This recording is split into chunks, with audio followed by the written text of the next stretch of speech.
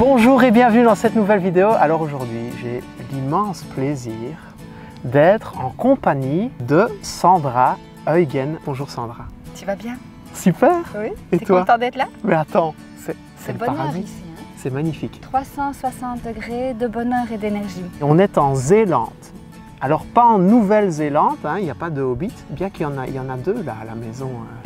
Des petits hobbits roux bien sympathiques. qui t'ont bien accueilli. On est en Zélande, donc c'est en Hollande. On est donc sur la côte hollandaise, en plein Zwin, réserve Oui. naturelle. Réserve naturelle, tout à fait. Donc on a la partie belge qui est représentée par Knokke-le-Zoet. Oui. Et le Zwin est divisé en deux parties. Ici on est dans la partie sauvage, préservée, comme tu peux le voir. Côté Zélande, oui, donc en Hollande. Bon, déjà Sandra, un grand merci pour le moment de partage là, que tu as accepté de donner. Oui. Peut-être te présenter en quelques mots.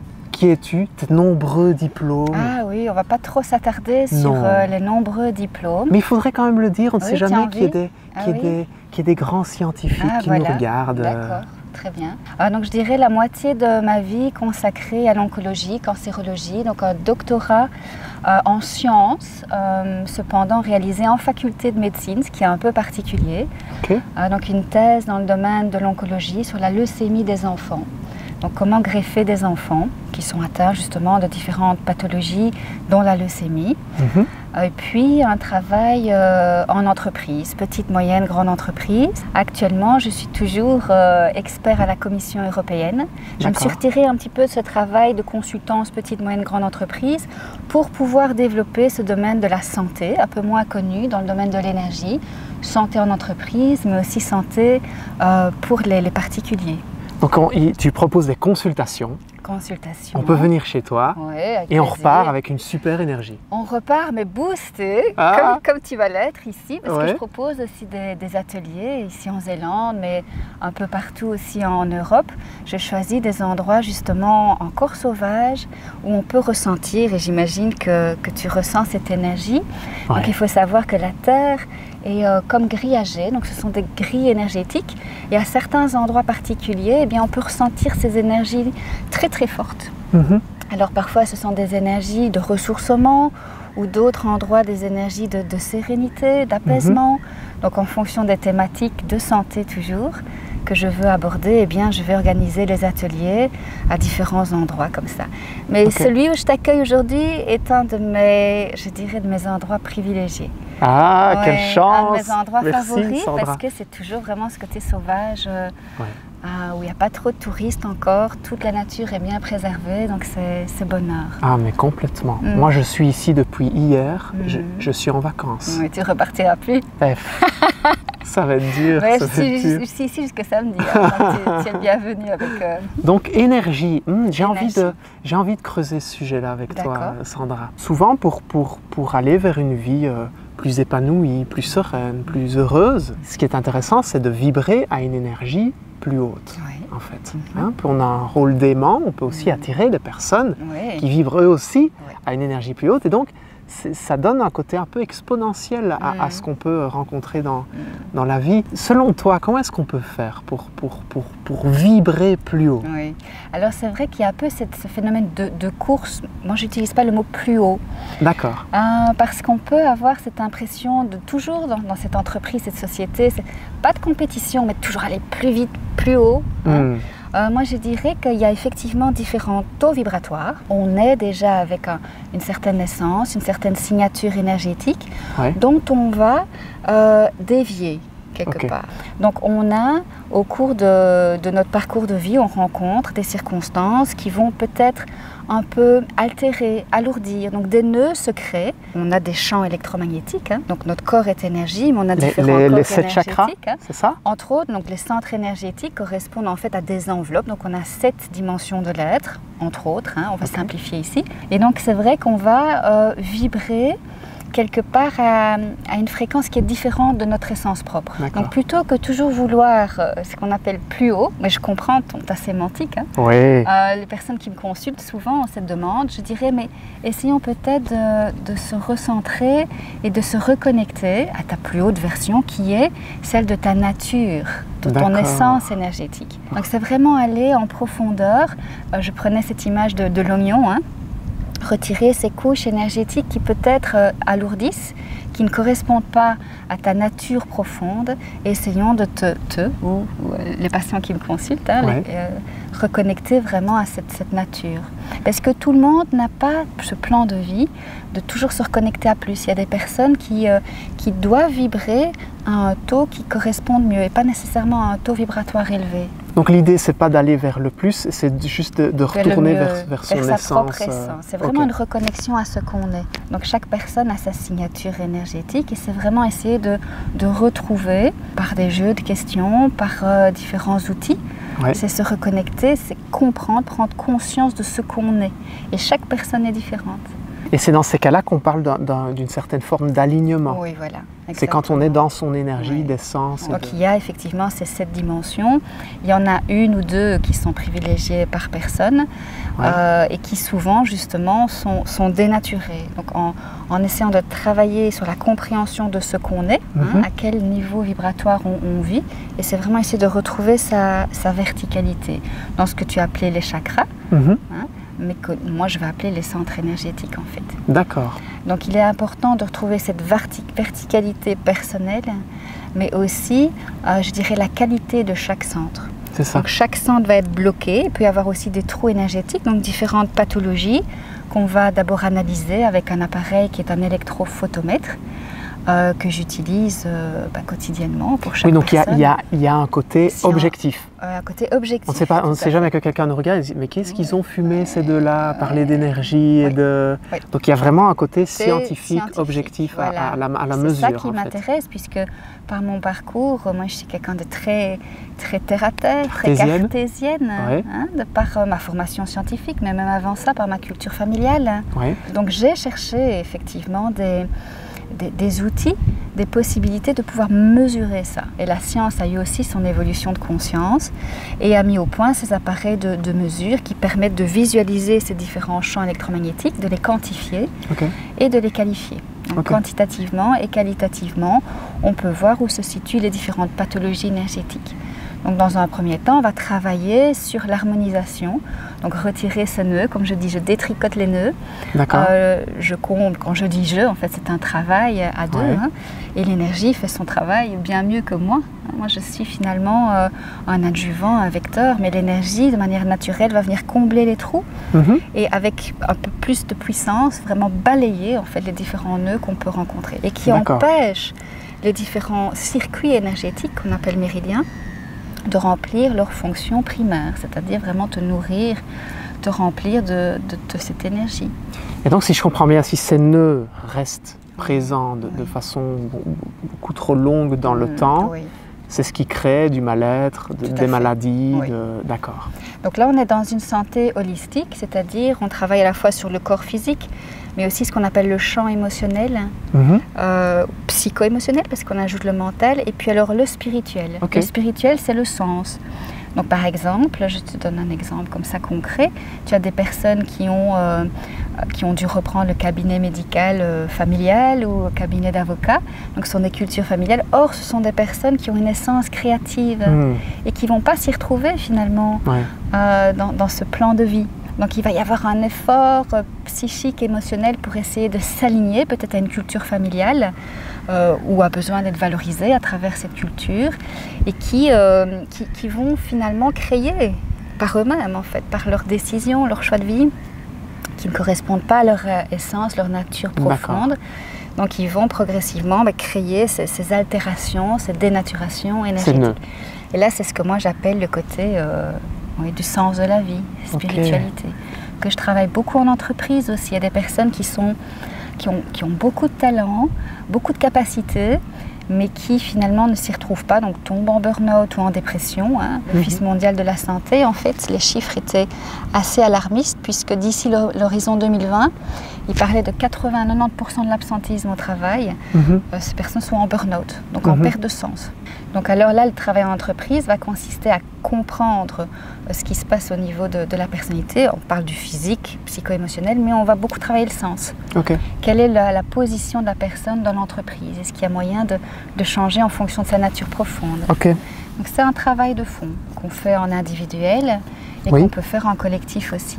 Quelqu'un qui verrait cette vidéo, qui serait un peu loin, qui n'aurait pas l'opportunité de venir à ton contact, Sandra, qu'est-ce qu'on pourrait peut-être donner comme astuce, comme petites choses voilà, des tendances, des choses à aller vers? Je sais que la méditation en est une, mais des choses vers lesquelles on peut se connecter pour justement retrouver du sens, réharmoniser les énergies et revenir à l'essence même. Qu'est-ce que tu donnerais comme piste? Alors, la simplification, donc tu parlais de la méditation, c'est arriver à se rendre compte, comme je disais, il y a plusieurs dimensions de l'être. Et souvent, chez nous en Occident, on travaille énormément avec une seule de ces dimensions qu'on va favoriser et qui est le champ mental. Donc ça veut dire qu'on va appréhender le monde et les événements, les circonstances de notre vie, les personnes qu'on rencontre aussi par le mental, par l'intellect, qui est une dimension extrêmement importante, à valoriser bien sûr, mais il faut se rendre compte qu'on est autre chose que ça. Et souvent, quand on reste dans ce champ mental, on tourne un peu en rond avec les mêmes questionnements, le même mal-être. Et souvent, les personnes qui me consultent, je vais dans un premier temps les reconnecter à ces autres dimensions. Donc, prendre conscience qu'il y a d'autres dimensions. D'accord. Une question que je pose souvent, c'est mais qui es-tu sans ton mental? Qui es-tu sans toutes ces pensées? Parce qu'en amont, finalement, d'une émotion telle que la tristesse, la colère, il y a le vécu, l'expérience dans l'enfance, la petite enfance, l'évolution de la personne, mais il y a beaucoup aussi ce système de croyance, donc ces pensées qui tournent comme ça, en rond. Donc c'est se dire, donc, tu as toutes ces pensées, tu peux sortir de ce champ mental, tu peux le visualiser, tu peux même lui donner une couleur. Imagine que pour le moment tu es dans un malade, donc la personne va te donner une couleur particulière. Essaie un peu de prendre la distance et de visualiser tes pensées comme si elles étaient des objets finalement. D'accord? Et donc ça permet de créer une distance. Tu te déconnectes, tu crées une distance. Voilà. Ça, c'est un des premiers travaux de fond que je vais faire. Donc on donne une couleur, on met comme derrière un objet ces pensées-là et on visualise une sorte de prise de distance de ça. Oui, de sorte que tu te reconnectes à ta conscience. Ce qu'on appelle la conscience, qui n'est pas le mental. D'accord? Donc en fait, nous sommes des consciences animées, anima. C'est se reconnecter à cette partie puissante et vivante de soi. D'accord. Et cette partie puissante et vivante, elle guérit systématiquement les différents mots. À partir du moment où on travaille ces mots, on peut travailler par les mots aussi, les mots camotés, c'est un petit jeu de mots. Et donc c'est arriver progressivement à pas déconnecter, parce qu'on a besoin de notre champ de pensée, mais à prendre de la distance, où on peut dire, pour reprendre le mot que tu as dit, t'élever, ou de la hauteur, ou de la profondeur. D'accord. Donc la question principale est, qui es-tu sans tes pensées? Quand tu tournes en rond comme ça, qui es-tu? Génial comme question. Tu sais que ça me fait penser à Laurent Gounel, je ne sais pas si tu vois qui c'est. Oui, tout à fait. C'est un auteur que j'adore, j'ai lu tout, j'ai dévoré tous ses livres. Il a fait une conférence TED, comme ça a été ton cas aussi. D'ailleurs, on va la mettre sous la vidéo. Ta conférence TED, pour aller la voir, parce qu'elle elle explique bien ton parcours et sur lequel on ne s'est pas trop attardé ici dans la vidéo. Elle explique aussi le pourquoi. Tu fais ce que tu fais. Le shift entre le côté très scientifique, très cartésien et finalement cette intégration d'autres cultures, d'autres sagesses. Complètement. Orientales, mais aussi européennes. Complètement. Donc c'est cette, on peut dire, élévation de conscience ou prise de conscience, ou, effectivement, qui me passionne, qui me fait vibrer et qui me permet d'entrer en résonance, toujours avec de très belles personnes. Rencontrer de belles personnes comme toi sur mon chemin, c'est toujours enrichissant, bien sûr. Chaque personne qui me consulte m'apporte une réponse aussi. Donc cette importance, peu importe ton métier, peu importe ce que tu fais, c'est toujours être en conscience et attentif à l'autre. Qu'est-ce que l'autre me renvoie aussi par rapport à moi et comment je peux contribuer à son bien-être, à son évolution. Tu utilisais le terme « mais qui es-tu » Qui es-tu? Et dans cette conférence, Laurent Gounel explique en fait qui on est Donc quand on demande qui on est, les gens disent bon, ils disent leur prénom, je suis Sandra. Oui, mais si on t'avait appelé autrement, est-ce que tu serais quelqu'un d'autre? Bah, non, en fait. Donc qui on est, et puis on gratte toujours un peu plus loin comme ça. Donc revenir à qui on est, super astuce. Prendre de la distance par rapport aux pensées. Par rapport aux pensées. En leur donnant une couleur, en les faisant passer par des mots. Oui, aussi. Ou des objets. Prendre des formes, des couleurs. Tout à fait. On peut revenir sur certains événements peut-être douloureux du passé. Alors c'est vrai que moi, avant d'entrer vers cet accompagnement plus de développement personnel ou spirituel, j'aime bien passer par une phase de ce que j'appelle ces soins énergétiques. Parce que ça permet, donc en amont toujours, quand une personne vient avec une problématique, c'est déjà de résoudre à 80%, je dirais, ces nœuds. Parce qu'une fois que l'on harmonise nos énergies par des soins ou par la méditation, eh bien on entre dans un espace de clarté mentale. Et quand on entre dans cet espace de clarté mentale et d'épuration émotionnelle, eh bien, on est déjà beaucoup plus proche de soi et donc plus proche de la solution, puisque la solution de chaque personne se trouve en elle. C'est ça. Donc le thérapeute va être là comme un exhausteur, un vecteur, mais le travail essentiellement est personnel. C'est du développement personnel. Je vois bien ce que tu veux dire. C'est une sorte de clarté, donc les nuages se dissipent, les choses deviennent plus claires. C'est une belle image, ça. Oui. Tu sais que moi j'ai ça quand je fais ma marche. Quand je vais dans la nature, marche rapide, quand je vais dans la nature, et quand je pose. Tu sais, on a souvent l'urgence de faire des choses. Ça, c'est pas encore fait. Ces mails-là, j'ai pas encore répondu. Tous ces messages-là, j'ai pas encore répondu. Et quand on se pose, juste là, comme ça, ici et maintenant, ça devient plus clair. Tout à fait. Les nuages, le soleil est là. Se dissipent. Le soleil est là. Donc ça, c'est essentiel, tant dans la méditation que dans la méditation énergétique. Donc il y a une petite différence. Méditation de pleine conscience qui est je dirais maintenant largement répandue, même chez nous, proposée en termes de formation dans les universités, qui a été introduite notamment par Jon Kabat-Zinn. Il a fait beaucoup de travaux scientifiques qui ont ouvert cette voie de conscience, même scientifique, ça c'est important. C'est se rendre compte en fait que l'énergie, ça, c'est un élément clé. C'est une petite pépite que je te donne ici aujourd'hui et aussi les personnes qui vont visionner la vidéo. C'est en fait chaque personne est capable de canaliser cette énergie. Donc entre toi et moi, on pense que c'est du vide. On peut faire aller nos mains, on sent le vent traverser. Mais en fait, la science démontre clairement, depuis une dizaine d'années, donc que tout est énergie, mais le vide également, entre toi et moi, c'est rempli d'énergie. Donc ce qu'on appelle l'énergie de vie. Les traditions ancestrales, même bien avant Jésus-Christ, qui est notre référentiel chez nous, connaissaient déjà, en fait, c'était une connaissance ancestrale, que tout est énergie et le vide est rempli de ce qui, cette énergie de vie, et chaque personne est capable de la canaliser de manière intuitive, innée, puissante et naturelle. Alors du moment où on se rend compte qu'on est capable de canaliser cette énergie, je dirais qu'il y a 3 étapes. Donc la première, c'est d'être vraiment dans cette ouverture de conscience. Si on est dans une forme de doute, c'est comme s'il y avait des petits nuages qui revenaient devant le soleil. Donc c'est d'être vraiment, je dirais, ouvert par rapport à cette approche, cette capacité innée et personnelle à canaliser l'énergie et revenir à l'instant présent, comme tu disais. Donc c'est-à-dire, c'est un petit peu dompter l'esprit qui souvent part comme un cheval au galop, il part dans le passé, il part dans le futur. Donc c'est vraiment apprivoiser en fait notre esprit pour le centrer. Et tu vois, quand je dis centrer, je reviens à cette verticalité. Ah oui, complètement. C'est vraiment le centrer dans le moment présent.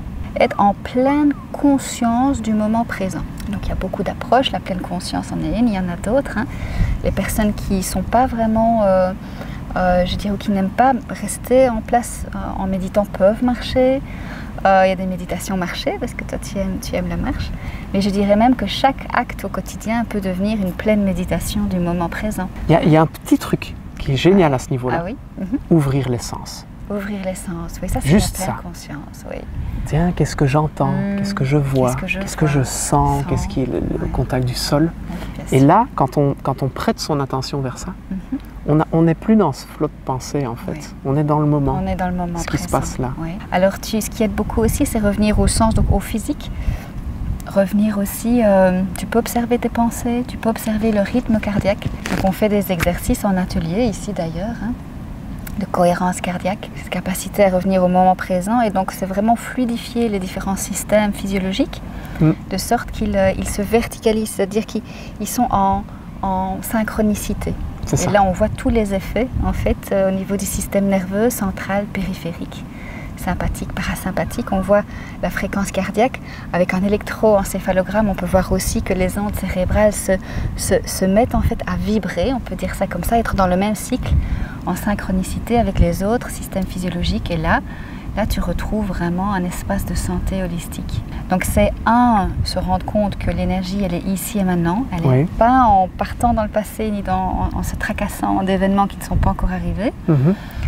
Donc c'est vraiment revenir au moment présent, en pleine présence de ton essence, par exemple, hein, le battement de ton cœur, ta respiration. Alors ce qui est très puissant, c'est ensuite tourner ce regard hein, qu'on va poser même à l'extérieur, le tourner vers l'intérieur. C'est vraiment là en fait que tu te remplis en énergie, parce que l'énergie, quand tu arrives à la canaliser en étant en pleine conscience, en méditation ou autres techniques comme le Qigong, le Tai Chi, hein, eh bien tu es pleinement dans ton mouvement de vie et si tu veux, cette énergie, elle va suivre ton regard. Elle suit le regard de l'esprit. Donc si par exemple tu as une pathologie, une douleur, et que ton regard de l'esprit est constamment tourné vers cette douleur, tu la nourris. Donc, oui, elle grandit. Cette douleur prend tout ton espace de vie. C'est ça. Donc c'est se rendre compte qu'il y a d'autres dimensions de l'être. On utilise le mental, qui est intéressant, qui est utile aussi, hein, ou la conscience, l'esprit, et on le pose dans le moment présent. Là, vraiment, le corps se remplit d'énergie. Et on tourne ce regard vers soi. Ça, c'est important de comprendre ces 3 étapes-là. J'ai envie de te poser encore une question, Sandra. Durant ta conférence, ça m'a marqué. Laquelle? La conférence TED, où j'avais le plaisir d'être ton assistant privilégié. Tu expliquais que le cœur est 5000 fois plus rempli de magnétisme que le cerveau. Oui, tout à fait. Waouh! Donc c'est puissant. Donc c'est vrai que dans les différentes approches énergétiques, on va utiliser différents outils. Hein? On a parlé beaucoup du Reiki, qui est une approche japonaise, qui va utiliser des symboles. Il y a d'autres approches. C'est vrai que celle que je privilégie est celle que j'appelle du Sacré-Cœur, la reconnexion à son Sacré-Cœur, c'est-à-dire travailler avec l'énergie de cette 4e dimension de l'être, qui est à mi-chemin entre les 3 centres énergétiques du haut et les 3 centres énergétiques du bas. Au-delà des battements du cœur, donc c'est quand même l'organe le plus puissant. Physiologiquement parlant, mais énergétiquement parlant, le centre énergétique du cœur est ici, vraiment au centre de ta poitrine. Donc c'est vraiment cette capacité à se reconnecter à cet organe énergétique d'une puissance inouïe, 5000 fois supérieure au champ électromagnétique généré par le cerveau. Donc tout ça mesuré effectivement scientifiquement. Et encore, je suis toujours je prends beaucoup de précautions quand je parle de la science, parce que même si c'est mon origine, hein, et c'est toujours cette envie de démontrer, c'est se rendre compte que tout existe déjà indépendamment de la science. La science, elle démontre certaines choses, mais elle n'est pas encore capable de tout capter. Parce que les appareils de mesure ont leurs limites aussi au niveau de leur spécificité, de leur sensibilité et de la reproductibilité des résultats. Donc ce dont je te parle est largement prouvé dans ces 3 domaines, spécifique, sensibilité et reproductivité, donc le champ 5000 fois. Mais de ce que moi je ressens quand je pratique, je dirais que c'est au-delà de 5000 fois. C'est vraiment d'une puissance assez palpable. Les patients qui viennent ressentent l'énergie. Alors ils vont le décrire de manière très différente en fonction de leur vécu. Souvent, je propose 3 soins, c'est 3 ressentis différents, parce que 3 gammes de fréquences énergétiques différentes. Donc, on y va progressivement. Je fais encore ce geste-là, mais c'est en profondeur, en fait. Donc, voilà, c'est une expérience. C'est important de s'ouvrir, en fait, à ces approches qui sont naturelles. Alors, il faut savoir aussi que ces approches, maintenant, dans certains pays, sont remboursées. Le Reiki, par exemple, est remboursé dans des pays comme l'Allemagne, la Suisse, le Canada, qui est aussi très très ouvert à ça. Pas encore en Belgique, mais je sais que certains comités y travaillent. Donc c'est-à-dire collectionnent des données reproductibles, donc vont pouvoir démontrer ce genre d'impact positif sur la santé. C'est aussi mon cas, puisque je cherche des financements pour le moment pour une étude clinique que j'essaie de mettre en place au CHU des Sartillements avec le professeur Fémonville, que tu connais peut-être, qui est fort connu dans le domaine de l'hypnose, tout ce qui est gestion de la douleur aussi. Donc 3 bras, un sur la fibromyalgie, donc tester ces approches énergétiques sur des patients qui souffrent cruellement de fibromyalgie, parce que la fibromyalgie fait très mal, cancer du sein et les burn-out également. Ah ouais. On est là-dedans, donc la science évolue aussi. Et la médecine, hein. Certains parlent de médecine énergétique. Moi, je préfère parler de thérapie énergétique. Ouais. Hein. Je reste voilà, à mon niveau, donc c'est-à-dire un niveau d'approche tout à fait naturelle. Pour aller dans le cœur, moi, c'est un sujet qui m'intéresse énormément. Je pars du principe où quand on quitte ce mental et qu'on se connecte là, et puis qu'on crée une sorte de canal entre les deux, waouh, l'alignement. La vie change. La vie change, oui. Est-ce que ce serait approprié de dire que pour se connecter au cœur, moi, il y a plusieurs choses que je fais. Quitter l'ego, en tout cas diminuer son volume. Guy Corneau expliquait dans une de ses conférences, il était venu à Liège, que pour être heureux, c'est pas très compliqué en fait. Il faut se reconnecter à son âme d'enfant. Et il prenait juste l'exemple, il disait, faites une liste de toute une série de choses que vous faisiez enfant et que vous avez arrêtées. Oui, recommencez à les faire. Vous allez vous connecter au cœur. Vous allez vous sentir aligné. Vous allez exploiter votre créativité. Et waouh! Je suis très heureuse que tu parles de Guy parce que c'est spontané. Moi, j'ai eu l'occasion de le rencontrer et j'étais à cette conférence. J'ai rencontré Guy à plusieurs occasions et l'idée était effectivement de faire un atelier ensemble ici au printemps, juste avant qu'il ne décède. Donc, je suis très très proche de son énergie qui est très belle, qui est très pure. Mais il faut savoir aussi que ce dont tu parles, c'est particulièrement vrai quand la signature énergétique de l'individu est celle du cœur. Comme je te disais, il y a 7 dimensions de l'être et en fonction de ces dimensions, de ta propre essence, ta propre signature énergétique, on va avoir des outils différents. Et celui dont tu parles, l'enfant intérieur, d'accord, le petit enfant, est effectivement une des approches privilégiées quand notre signature est au niveau du cœur, quand notre énergie est assez proche, parce que à chaque énergie correspond des talents, des facilités, mais aussi des blessures d'âme, d'enfance, de circonstances de vie. Et celle justement du cœur énergétique, quand on est associé à cette famille énergétique-là, eh bien la blessure la plus fréquente, c'est l'abandon de soi. Donc c'est important de descendre dans les profondeurs de l'enfant intérieur, que souvent on a cadenassé, mis dans la cave ou en dessous de l'escalier, et c'est aller le reconnecter, aller le réveiller, aller l'apaiser aussi, parce que cet enfant, il a peur de s'exprimer, il a été tellement bafoué, pas toujours intentionnellement, évidemment pas toujours en conscience, mais le résultat est là. Donc c'est important, c'est vrai, de se reconnecter. On peut même prendre une photo de soi enfant, faire une méditation de l'enfant intérieur et l'interroger. Tu t'interroges, donc tu as un dialogue qui s'installe. Tu viens le chercher en douceur, tu viens le cueillir, tu viens le masser. Donc tu viens le réconforter et lui donner finalement l'assise, les repères suffisants pour qu'il puisse s'ouvrir. Extra. Et se reconnecter à ce qu'on aime, oui, cette passion. Depuis la tendre enfance et qu'on a oublié, et on a mis de côté, on a tous. Je crois que je suis dans le cœur, Sandra. Je pense. C'est bien. Ça me parle beaucoup. Ça te parle bien.